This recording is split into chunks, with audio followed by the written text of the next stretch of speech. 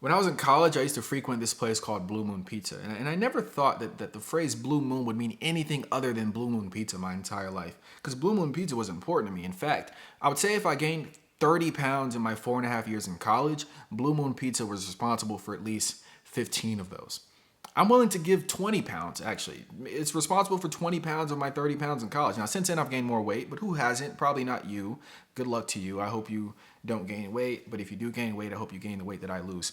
Anyway, Blue Moon Pizza meant a lot to me, and it still does. But the highest blue moon in the sky now is Blue Moon the movie. Blue Moon the movie is perfection. I don't think that kiss was good, but pretend it was. I'm not a good kisser. Well, sometimes I am. You can ask people. You can ask them. They might say bad things about me, though. They're probably right. Too much saliva. Okay, so Blue Moon the movie. We're going to talk about that, and then I'm going to give you my review. This is my write-up, though.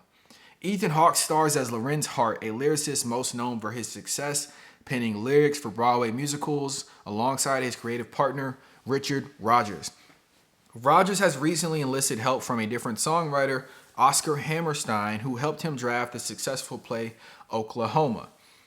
As an audience, we watch Hart wrestle with the likelihood that his career's contributions to his craft will be overshadowed by this new dynamic duo. Meanwhile, Hart has found himself a muse and a mentee, and through her, we explore his sexuality and romanticization of life's experiences. Ethan Hawke delivers 2025's best acting performance with his portrayal of Hart. He's incredibly complex, he's quick-witted, and he uses his wit as a weapon. He's clever, condescending, and controlling. His bitterness bleeds through his sophisticated and sharp diatribes, where he shares his pretentious perspective on art and culture.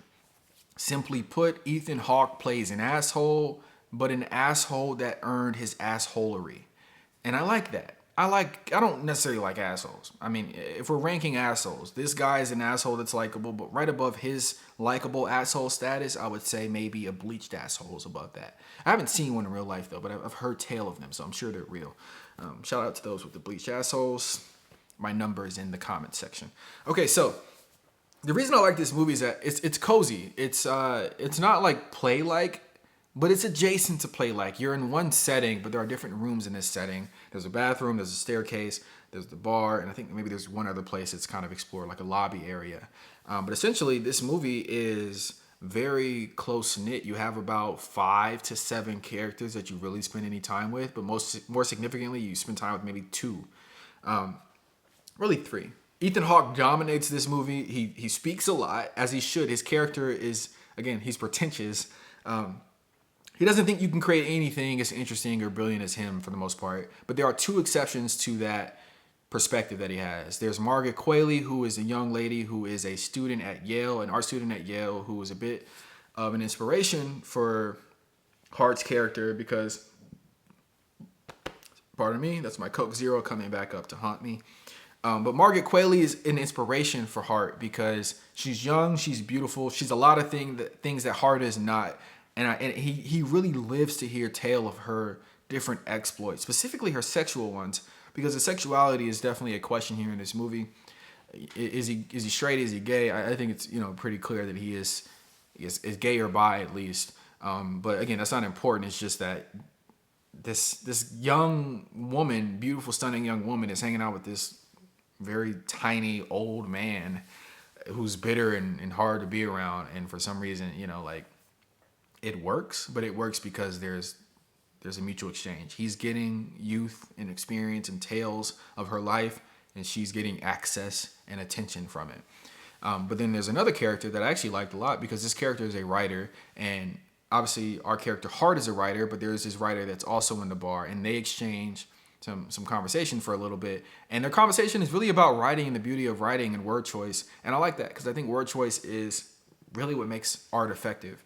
Whether you take stand-up comedy or you take something as simple as a brief poem, like the words you choose to say dictate what the audience feels. And that's simple, obviously, but it could change the entire nature and structure of something. Like one single word could change the entire experience for the audience. I think the best example of this is going to be a comedic one, but Patrice O'Neal, who was a comedian that died in 2011, he has this joke about the DC Sniper. And the DC Sniper drove a particular type of car. It was a van, but I don't remember the company that made it. But in Patrice's joke, he's like, yeah, they were getting shot by a nigga in a Buick. Now, Buick is funny. He didn't drive a Buick, but like the idea of a Buick as a car, it's not a car brand you think of. If you name 10 car brands, you don't name Buick. And that made the joke funnier. It elevated it. And I think like those moments, again, this story is much more serious than Patrice's joke, but like those moments are things that really intrigue me because it's just like, yeah, like I like the way that everything that's being assessed here is very poetic in nature. Like the writing of the character being played by Ethan Hawke, but also the dialogue being delivered by Ethan Hawke, like it's all stellar. But the more important part of this movie is that Ethan Hawke's character is bitter that his longtime partner has moved on. Now they're not like, you know, disconnected completely. Like they will work together again, but he's moved on and he's doing different types of art. And I think it's art that Ethan Hawke's character is frowning upon because it's different. And I guess different in this case means more accessible. And I think if you've ever done anything creatively and you're a bit of a dick outside of your creativity, but especially within the bounds of your creativity, you do look down on certain things. I don't think it's necessarily right to do so, but I also don't think it's wrong. Like I do, if somebody likes Drake, that's okay. Millions of people do, hundreds of millions, I guess, probably. But he's not pushing anything forward. Okay? Like if I name the top 10 songwriters that have influenced my writing style, I would think most of them, none of them maybe, you know, are up there with 30 million listeners on Spotify. Like I just think that there are levels to artistry, and I think if you participate in art and again you're bitter, which I guess I would classify myself as, you have a tendency to hate on other people's attempts when it becomes too accessible for you. You look at it like it's microwavable art as opposed to this like guttural, instinctual feeling that you must share. And I think a good example of that in my personal life is that one time I had a therapist a couple years back. He was like, why don't you write anything happy? Like I told him about my poems. I don't think I ever shared one with him, but I was like, yeah, they're always sad. So I stopped. Every now and then I stop writing poems for a little bit because they're never happy. He was like, well, why don't you write something happy? Like, why don't you soak in the joys of your life and write about it? And I was like, it just seems flimsy. It seems false. It seems untrue. Like, it doesn't feel right to speak about that. Like, I have joy. I laugh. I have things I love doing. I have people I love in my life. But the stuff I want to write about is like, no, I want to cry when I write it. I want you to cry when you read it. And yeah, I don't know. Tangent there. But the point is, if you've done anything creative in this movie, if you've done anything creative in your life, I think this movie will impact you in a different way.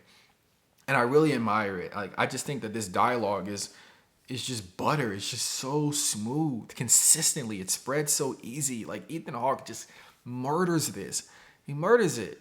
And you could take any 30-second clip in this movie of Ethan Hawke speaking, and you could immediately understand the type of person that his character is because it goes the full spectrum in 30 seconds. You can see he's brilliant. You can see he's bitter. You can see he's hard to be around. You can see he's dominant. And you can see that a bit of him maybe regrets that he is those things. I don't think he would trade his career for anything. But, you know, being an artist can be lonely. And it seems like he's gotten to that stage.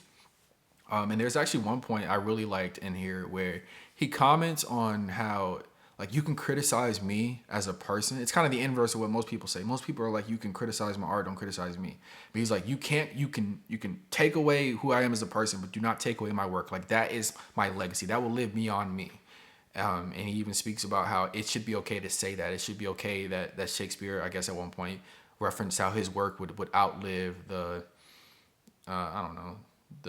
granite or whatever stone that marble statues are made of. The marble that marble statues are made of. There you go, Josh. You're an idiot. But yeah, like, I don't know. I love this movie. Go see it. Or go watch it at home when it's out. But it's quaint. It's cozy. It's the type of movie where you just got to shut the hell up and just watch it and listen really well and appreciate that one of the best actors working today is doing the best job he can with some brilliant material. And that's going to materialize into a 10 out of 10 movie for me.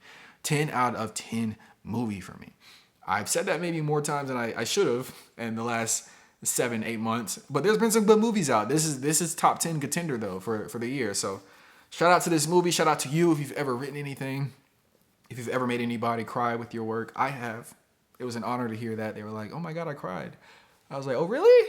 But then the person that told me that, I've had multiple people tell me that, but one of the people that told me that, they like made it about themselves shortly after. They're like, yeah, I cried reading your poem because I'm sad. And I'm like, well, I wrote the poem. I'm also sad. Can we be sad together? Can it not be individual? Can we group hug our sadness? She was a pretty lady. I wanted to hug her. I didn't. All right, have a good one.